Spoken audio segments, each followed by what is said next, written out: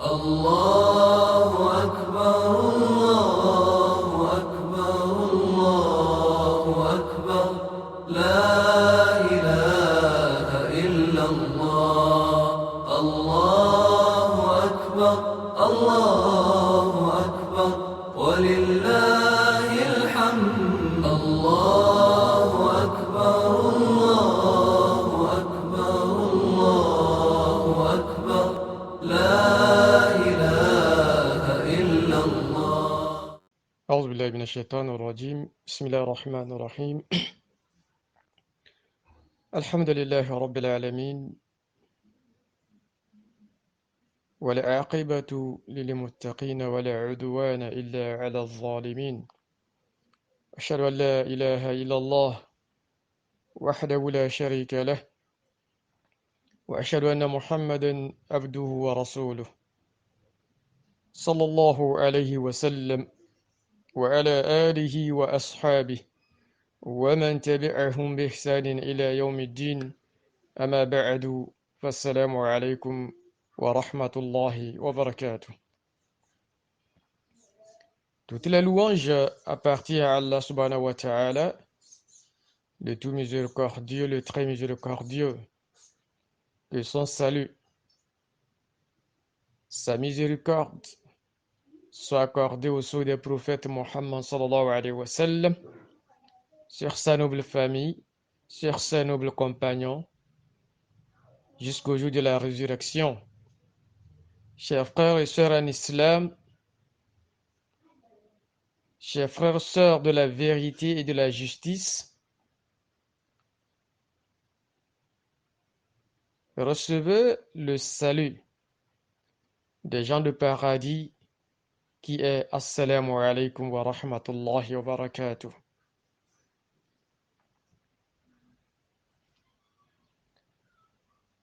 Je voudrais par la permission et par la grâce d'Allah subhanahu wa ta'ala m'interroger et interroger plus d'un par rapport à la position de la plupart des gens, surtout quand on est musulman.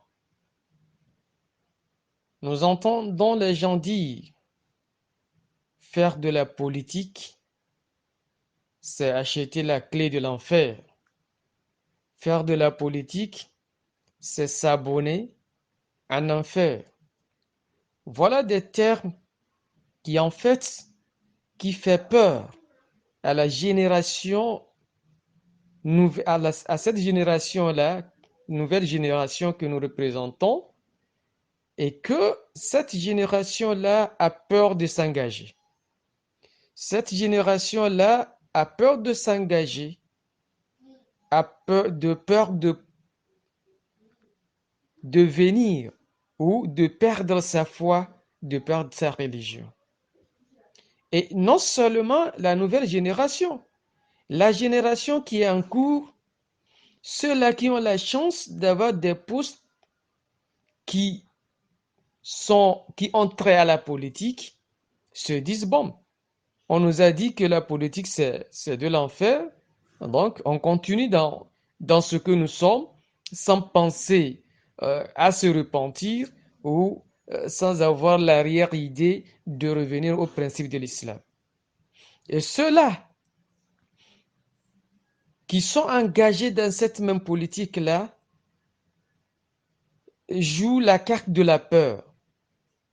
Est-ce que ce que nous faisons, nous pouvons à travers cela avoir le paradis ou c'est forcément l'enfer?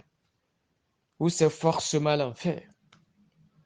Voilà des inquiétudes qui se présentent devant notre génération aujourd'hui, musulmane, qui est prête à s'engager politiquement et qui, de surcroît, a peur aussi de s'engager par rapport aux préjugés que présentent certaines versions venant même de nous les musulmans.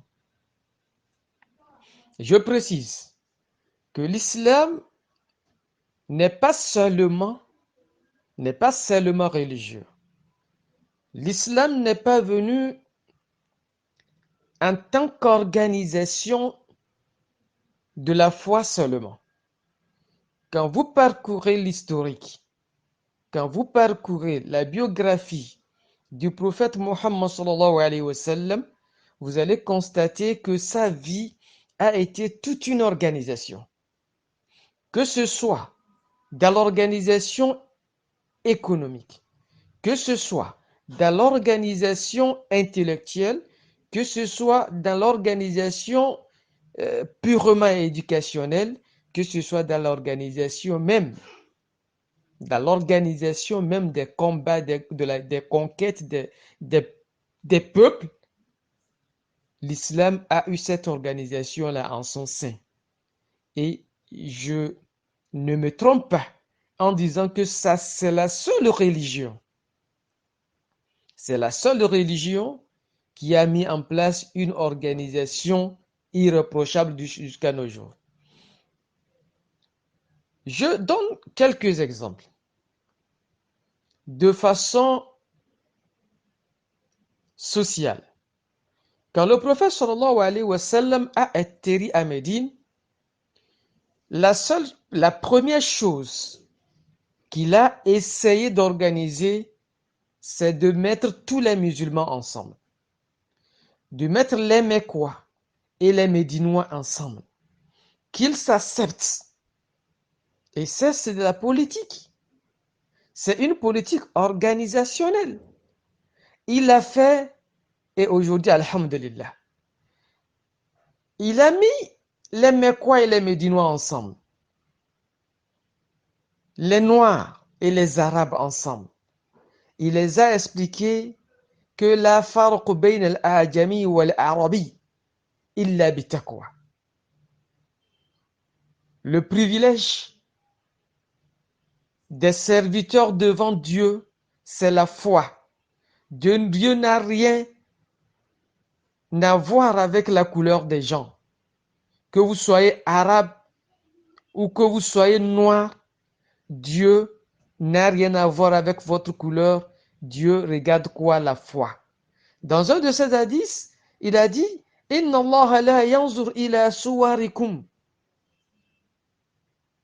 wala ila ajsadikum walakin Allah yanzur ma fi qulubikum wa a'malakum.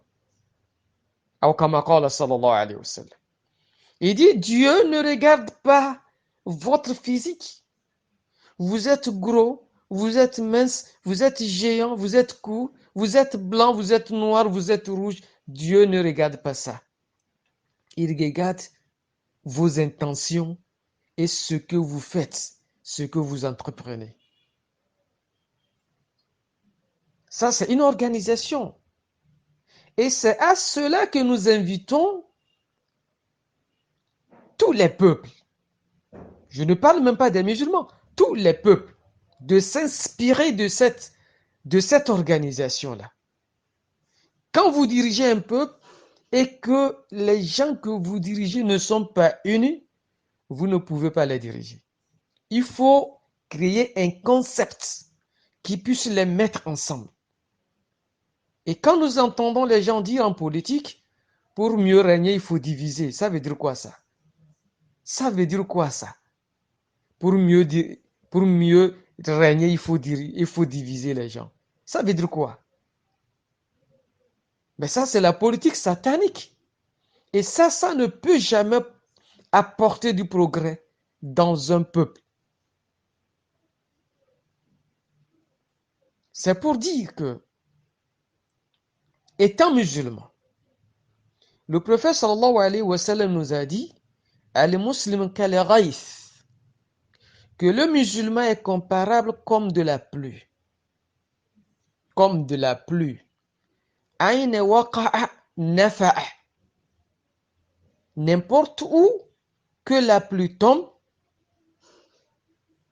cette pluie-là va servir.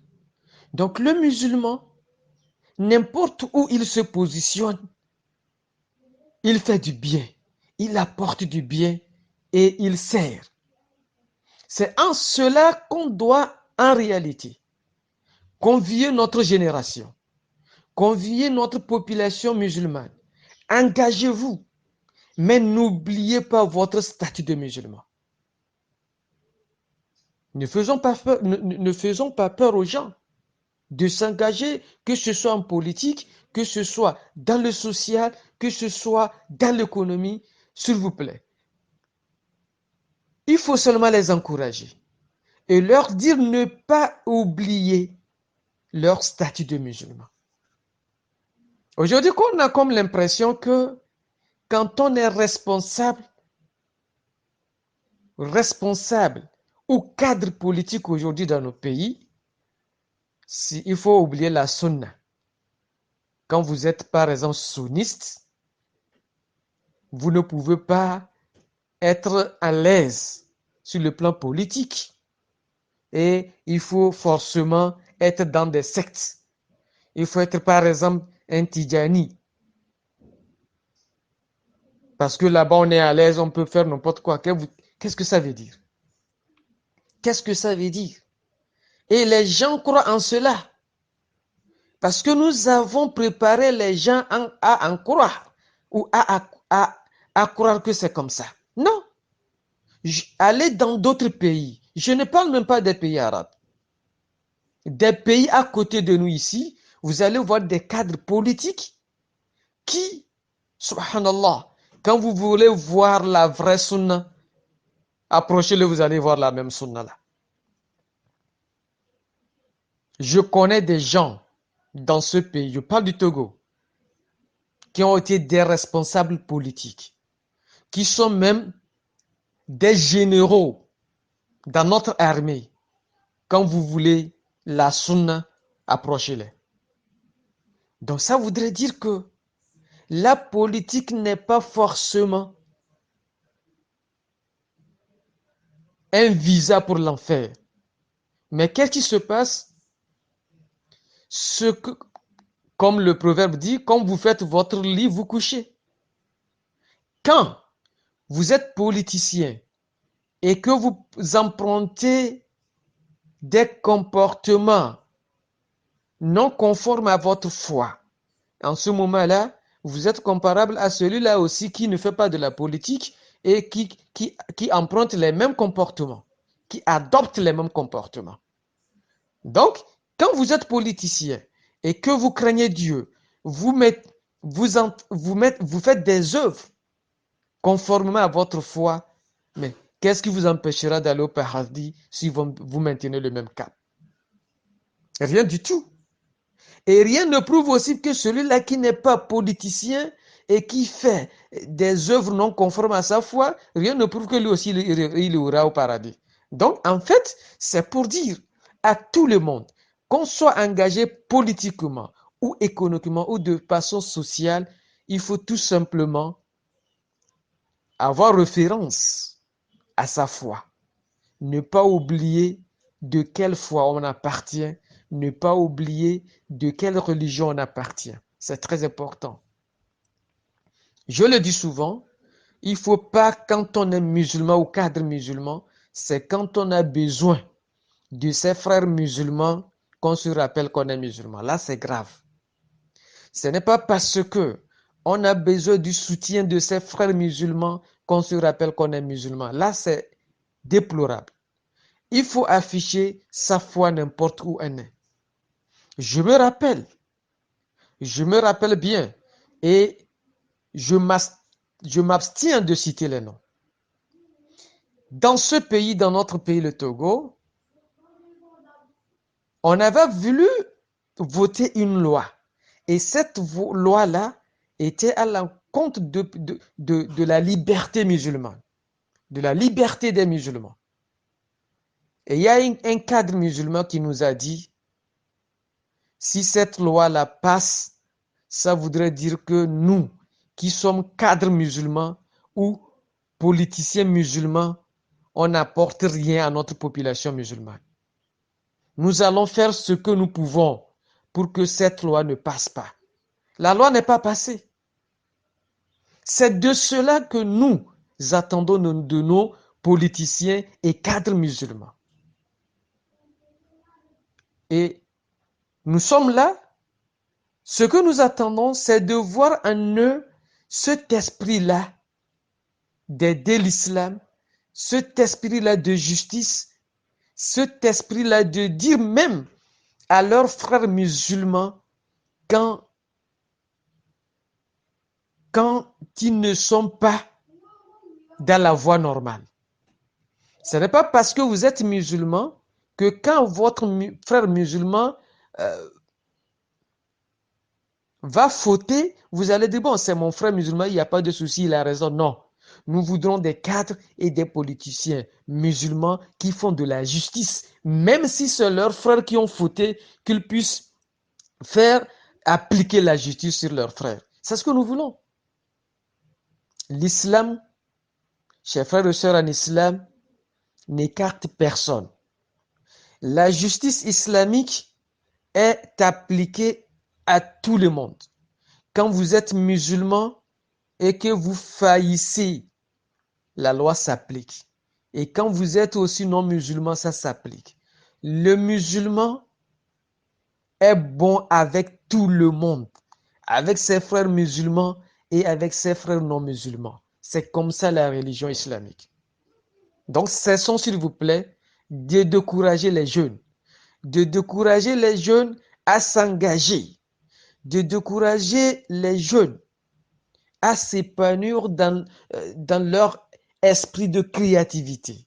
Encourageons-les et disons seulement et conseillons-les de ne pas oublier leur origine de la foi, de ne pas oublier leur religion. C'est ce qu'il faut dire à ces jeunes-là. Et quant aux cadres qui sont déjà politiciens, disons tout simplement à nos cadres politiciens de se racheter, de se rappeler ceci, que la politique ne fait pas d'un musulman un mécréant. La politique ne fait pas d'un musulman obligatoirement un mécréant. Mais sa mécréance viendrait de comment il a géré sa religion, sa foi en étant politicien.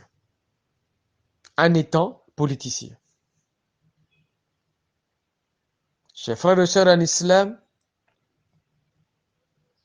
il est temps que les musulmans, à travers leur religion, fassent connaître cette religion-là aux autres. Et nous ne pouvons pas le faire en étant dans nos chambres. Nous ne pouvons pas le faire en étant recroquevillés. Nous ne pouvons pas le faire en vivant de façon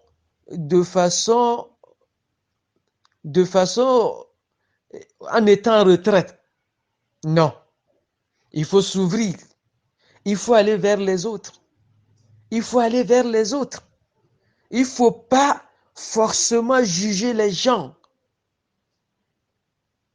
Quand vous jugez les gens, vous ne les approchez pas. Il faut aller vers les gens et c'est en les fréquentant, en soyant avec eux, que vous pouvez faire connaître votre identité. Et cette identité-là, c'est très important. Je vous donne un exemple. Le grand savant qu'on appelle Ibn Taymiyyah, rahimahullah ta'ala, il allait en voyage avec ses étudiants. Et ils sont arrivés à un lieu, ils ont vu des gens en train de boire de la boisson. Et vous savez, tout comme tout autre étudiant, quand vous voyez comme ça, vous êtes énervé, révolté. Les étudiants disent à leur maître Ibn Taymiyyah, allons combattre ces gens-là qui sont en train de boire de la boisson. Et Ibn Taymiyyah leur a dit, قال تعالى إنما يريد الشيطان أن يوقع بينكم العداوة والبغضاء في الخمر. Que Dieu dit dans le Saint-Coran que le Satan à travers la boisson veut vous empêcher à vous rappeler de Dieu. Ils vous ferment la porte de zikr. Mais, et il dit aux étudiants, ces gens-là qui sont en train de boire de la boisson, malheureusement, le Satan ne leur empêche pas de se rappeler de Dieu. Mais le Satan les empêche de combattre les musulmans. Donc, laissez-les. Il faudrait qu'on les laisse, qu'ils soient occupés de boire et laisser les musulmans en paix.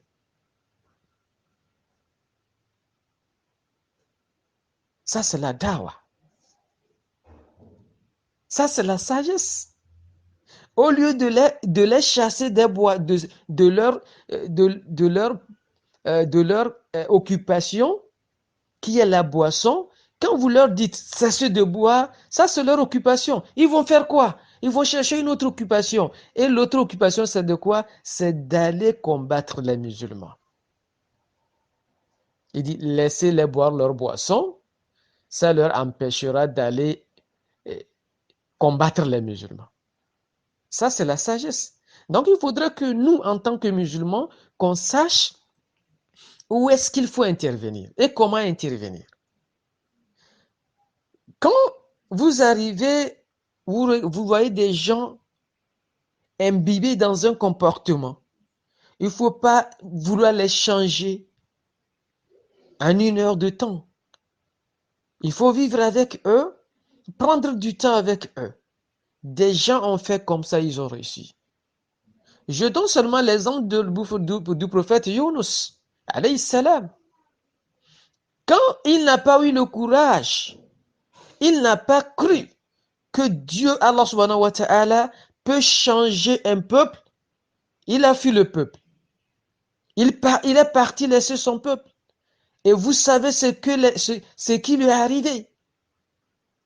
Et quand il est revenu après sa mésaventure, il a retrouvé son peuple soumis à la foi islamique. C'est des exemples comme ça que nous, musulmans, nous devons prendre en compte. N'importe où vous êtes, que vous soyez enseignant, que vous soyez médecin, que vous soyez homme de droit, que vous soyez politicien, changez votre environnement. Laissez votre environnement avoir le goût de votre foi. Et ça ne serait pas tout de suite. Prenez votre temps et côtoyez ces gens-là avec un bon comportement.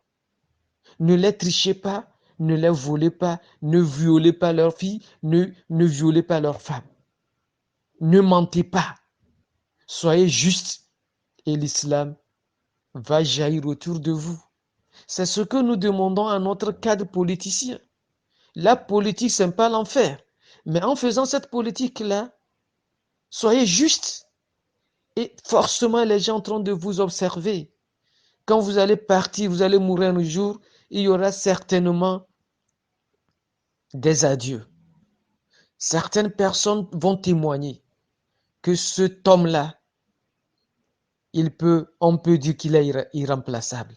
On dira ce que vous avez fait. Imalu, fasayarallahu amalakum wa rasuluhu wal mu'minun. Œuvrez seulement avec foi, ne regardez pas derrière. Dieu, son prophète Muhammad sallallahu alayhi wa sallam et les musulmans sont témoins de ce que vous faites. Mais à chaque fois que Dieu fait, dites-vous que vous avez un objectif primordial, c'est de faire régner votre foi, de faire avancer votre religion. Et quand votre poste de politicien, votre poste de cadre vous empêche de faire normalement votre religion, de vivre normalement votre foi, alors c'est à vous de regarder et de repositionner les pions, comme on le dit. Chers frères et sœurs en islam, je répète, le musulman est comparable à une pluie. N'importe où que la pluie tombe, il sert. Le musulman, n'importe où il est, quand il reconnaît sa foi, quand il maintient sa foi, il sert sa religion, il sert son peuple, il sert donc sa communauté. وصل اللهم على نبينا محمد وعلى آله وصحبه أجمعين والسلام عليكم ورحمة الله وبركاته.